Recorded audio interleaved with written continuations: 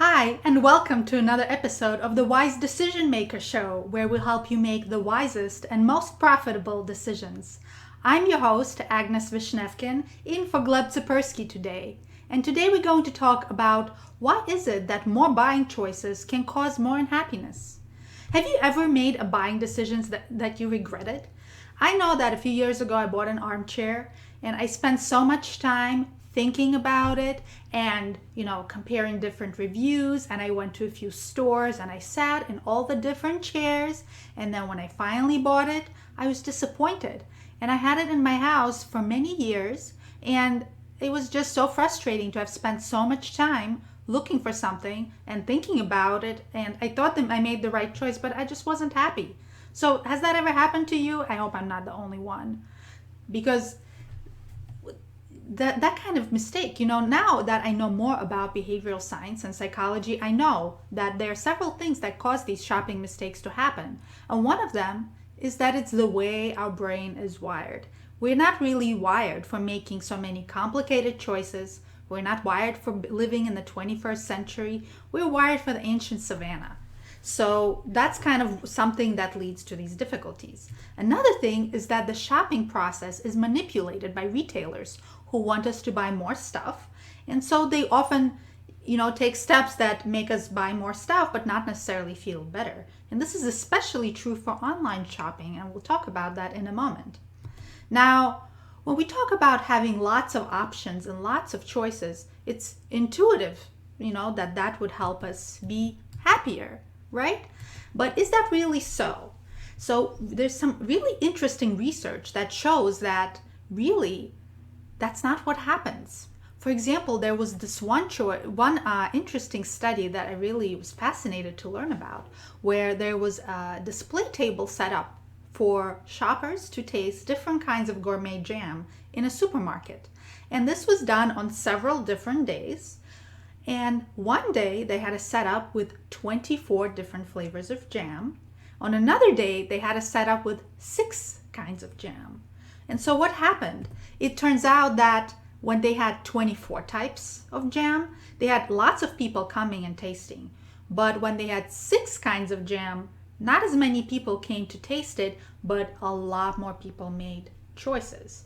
And so choice paralysis is something that happens when people, this is the name for that phenomenon, when people have so many options, they're looking at 24 flavors of jams and they tasting them all, but they kind of can't decide. Whereas when they had 6, they were much more ready to decide, and there were many more sales made. So research shows, and that's just one example, that when we have more than a small number of options, we can be less happy, and it's kind of harder for us, even though we think more options might be better. And so that's just one interesting phenomenon. And another one that I want to talk about is the fear of missing out, FOMO, so to speak. And that's something that there's a technical name for it. It's called loss aversion. And many psychological studies have shown that we really want to avoid losses much more than we want to make gains. So say I'm afraid of losing $20 far more than I want to gain $20. And that's just kind of, the way we are, probably from our evolutionary background in the savannah, when, it was very dangerous to lose. And we lived a very risky life. So basically now, when we have a lot of options, that leads to anxiety about losing out on the best one. If we're choosing among 2 things, option, maybe strawberry jam or blueberry jam, and I feel like, okay, strawberry jam, I'm going to get it, and maybe subconsciously, if I feel like I'm missing out, okay, I'm missing out on blueberry jam, okay, I miss out on one flavor. But if there's 10 flavors and I picked strawberry, I'm going to feel more anxiety just automatically, intuitively inside, that I missed out on 9 other options. So speaking about unintuitive things, here's another one, the opportunity to change your mind, which happens when we have the option to return or to get a refund or to exchange our purchase. And there's, a very technical name, but it also kind of explains what it means. It's post-purchase rationalizations or rationalizing after purchase. Another one is choice supportive bias. It's another way to describe the same phenomenon, and it's a psychology term that means, we are biased towards something that supports the choice we already made.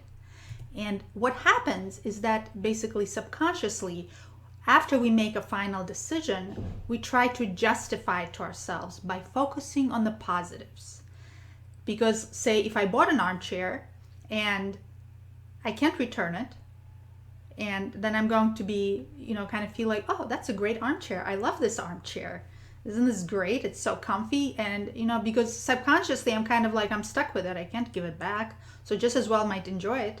Whereas if the choice can be reversed, then it's very easy to keep thinking about whether this was the right decision. And so that will happen if there's a 30-day return. And what happens, there's a lot of direct-to-consumer mattress companies that say, you can return your mattress within 100 days. So you're going to spend those 100 days sleeping on that mattress and wondering if, should you return it, should you not? Should you get a refund or not? Where if there was no refund, you'd be much more likely to like it, unless it's obviously uncomfortable. So there is a lesson, a very counterintuitive lesson about returns and refunds, which I don't know, I personally always appreciate, but I guess, since it doesn't really make us happy, that's something to reconsider. Now let's talk about online shopping. And like I said, the retailers really do so much to make it more difficult for us. They just want us to buy more stuff. And so there are more choices. There are only so many things that you can buy in a store, but there are so many more things that you can buy online. So many things more things that you can consider. And like we just talked about a moment before, the more choices we have, the less happy we are. Another thing that happens online is that often there are very easy returns. When we buy clothes, just, things like this, it's often very easy to return. All you have to do, you don't have to go to a store. You just put it in an envelope, drop it in a mailbox, or just, leave it in your mailbox outside your house sometimes. That's it. And it's gone. And so basically, shopping decisions don't feel so final. And that takes away from our happiness. So now that we talked about a few things, about a few of the challenges with our shopping experience, how can we use them to make it better? There are many things that we can do. And a big one is don't maximize. Maximize is when we try to make a decision that's as good as possible, as perfect as possible, buy the perfect armchair, the perfect sweater, and don't do it. We're going to be much more happy if we just satisfice. And satisfice means get something that's good enough, something that meets your needs, and then you'll be happy. You won't need to look. You won't be subjecting yourself to all these difficult thoughts and automatic patterns that we just talked about. Limit your options. When you have fewer options to look at, you won't have that loss aversion. You'll make the choice faster. So one thing that I like to do nowadays when I shop for armchairs, is I think beforehand, what is it that I want in my armchair? I think about it in advance. I make a list. Then when I'm scrolling online, these days I'm not really going to the store very often now that the COVID-19 pandemic is upon us. I immediately pass on all the options that don't meet my goals. So I set my goals in advance, and that does an excellent job of limiting my options. Another thing that I do to limit my options is, say, when going to a grocery store, I just buy the store brand. I don't look at 25 kinds of yogurt. I just buy the store brand yogurt, and that helps a lot. And finally, another way to avoid maximizing is to remember that perfect is the enemy of good. And that's just something to keep in mind. Another way to limit your options, is very helpful for online shopping, is to look at credible product reviews. And finally, to do your best to ignore the option to have a free return, to have do a refund.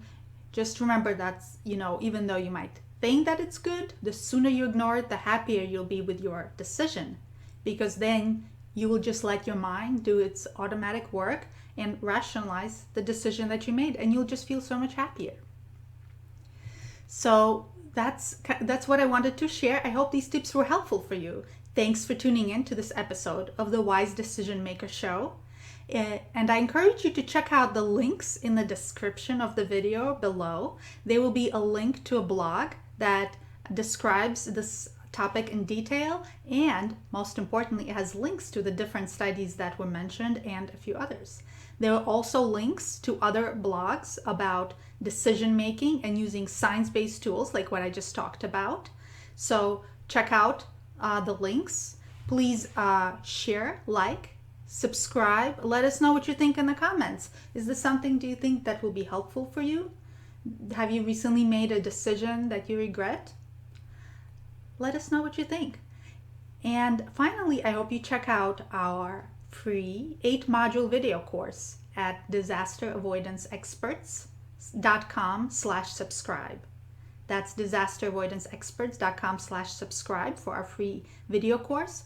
And check out our book, Never Go With Your Gut: How Pioneering Leaders Make the Best Decisions and Avoid Business Disasters.